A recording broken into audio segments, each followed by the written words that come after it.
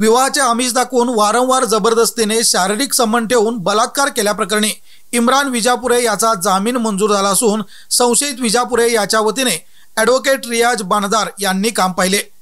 विवाहाचे आमिष दाखवून वारंवार जबरदस्तीने शारीरिक संबंध ठेवून पीडितेसोबत बलात्कार केल्याबाबत दिनांक 17/6/2024 रोजी अल्लाबक्ष विजापुरे याच्यावर इचलकरंजी येथील पीडितेने दिलेल्या फिर्यादीच्या अनुषंगाने शिवाजीनगर पोलीस ठाण्यात गुन्हा दाखल करून इम्रान विजापुरेला अटक करण्यात आली होती।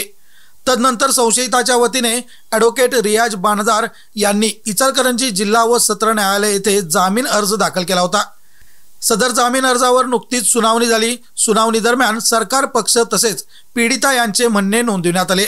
संशयिताच्या वतीने ॲडव्होकेट रियाज बाणदार यांनी केलेला युक्तिवाद तसेच आरोपी व पीडिते दरम्यान असलेले प्रेमसंबंध व त्यातून परस्पर संबंधी ठेवलेले शारीरिक संबंध व संशयिताचा गुन्ह्याशी सहभाग नसल्याबाबत संशयिताच्या वतीने दाखल केलेली कागदपत्रे ग्राह्य मानून जिल्हा व सत्र न्यायालय इचलकरंजी यांनी आरोपीची सशर्त जामिनावर सुटका करण्याचा आदेश दिला आहे, अशी माहिती ॲडव्होकेट रियाज बाणदार यांनी दिली।